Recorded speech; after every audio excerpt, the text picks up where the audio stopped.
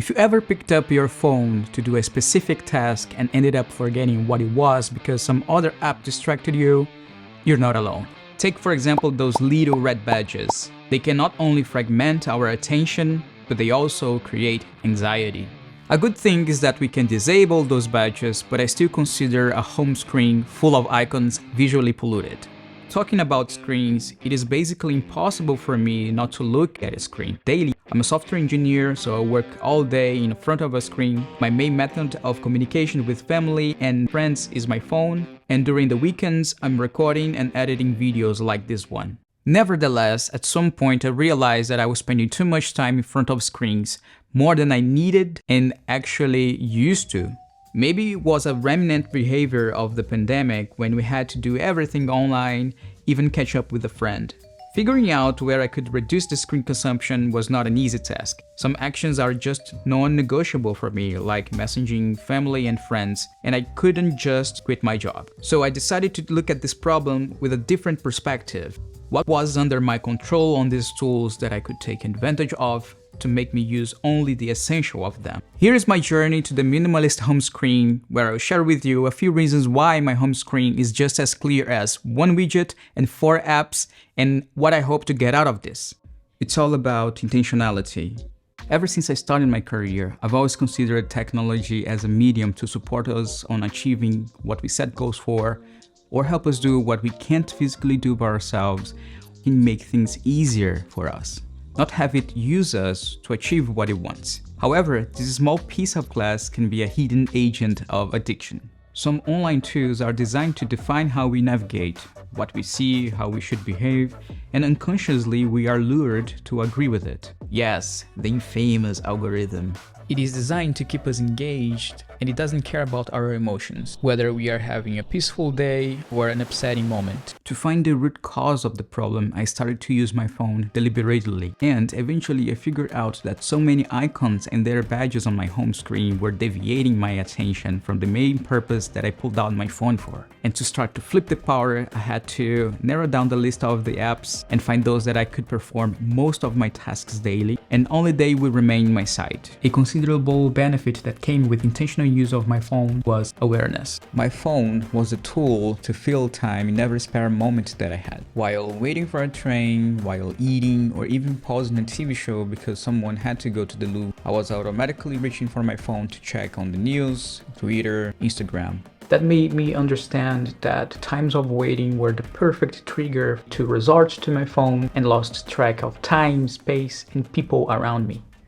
Filling time with the phone reduces drastically our ability to focus. It prevents us from seeing things from different points of view because it doesn't make room for us to think more clearly and deeply. As a consequence, it ends up holding us back in our decision making, and it locks us in biases and assumptions.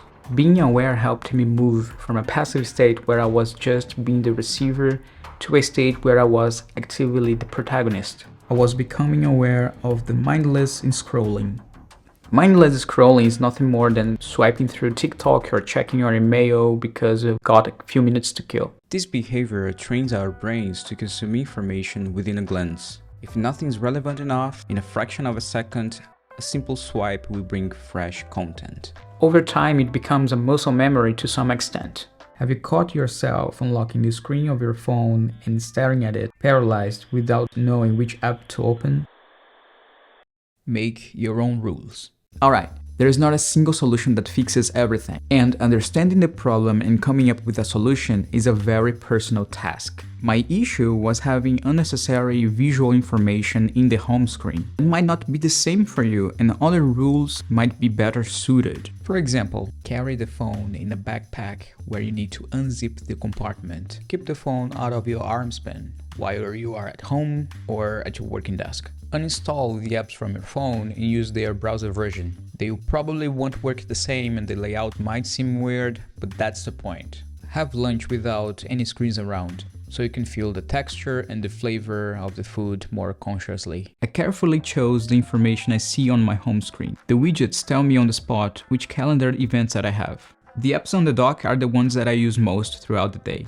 All the other apps are easily reachable by a swipe down search or in the app library. This is a small but effective friction that makes me avoid to open apps inadvertently. And my Mac and iPad are just as decluttered as my iPhone home screen. So these are some of the outcomes that I'm expecting to get out of this. Solve problems more analytically without looking up the solutions right away. Regain my ability to focus more, like reading 5 pages of a book without wandering off. And have more mental energy in the evenings. Overall, investing more time in doing meaningful things, like more conversation with my loved ones, meditation, cycling, and enjoy more my surroundings. Modern phones like Android and iPhone have built-in tools that can reduce the screen time. So here are a few additional tips. Focus. This is a feature that changes completely your home screen based on your current mindset. Set your downtime. When the downtime starts, your phone will block all the unnecessary apps you've selected before. Watch your screen time. Screen time gives you a full report of which apps you are using and for how long. This can be a good starter to narrow down the list of potential issues. Enable the night shift. Night shift automatically adjusts the color of your display to the warmer end of the spectrum, so it's a little more yellowish, making the display easier on your eyes and blocking the blue light, which is what keeps us awake. If you are hunting down some ideas to make a minimalist home screen, I hope this video has helped you. Please consider subscribing and leaving a like. These are the two of the most important things on YouTube. It's free for you and it helps me a lot.